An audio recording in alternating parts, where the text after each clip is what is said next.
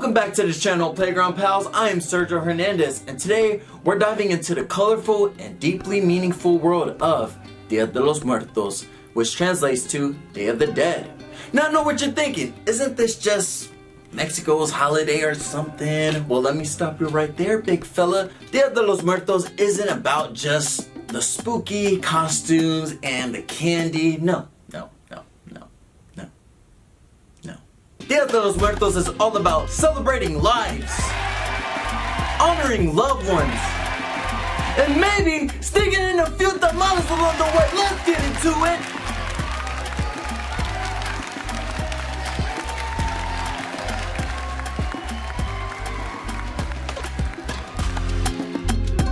Long before Halloween was a thing, in the early 15,000s, the Aztec had a month-long festival to honor the dead. It wasn't a time for mourning, it was a party that included food, dancing, and offerings to the Lady of the Dead, Mecta-Cihuatl, who they believe watch over the bones of past lives. When the Spanish colonizers arrived, this ancient tradition blended with Catholicism, and Dia de los Muertos as we know it today was born.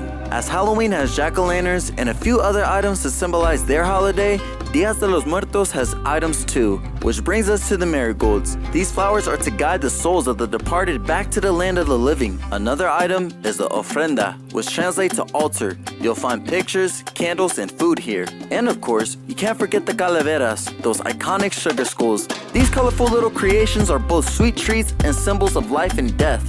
You might see faces painted with skeleton designs. This is not to scare anyone, but just helps remind us that death is a part of life. So how did this beautiful tradition make its way to the US? As Mexican communities began to grow across the country, they brought their rich culture with them, including Dia de los Muertos. Today, cities like Los Angeles, San Antonio, and Chicago threw huge festivals and parades that honor the holiday.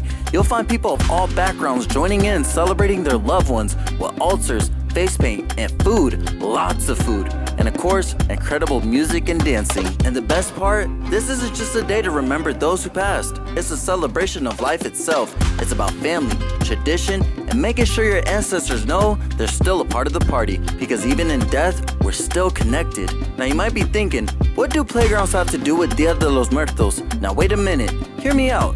Just like we gather in parks and playgrounds to celebrate life, run around, laugh, and enjoy being together, Dia de los Muertos is all about connecting with the people we love from the past and present. Playgrounds are places where communities come together, where memories are made. Thanks for joining me through history and cultural traditions. Until next time, I am Sergio Hernandez with AAA State of Play.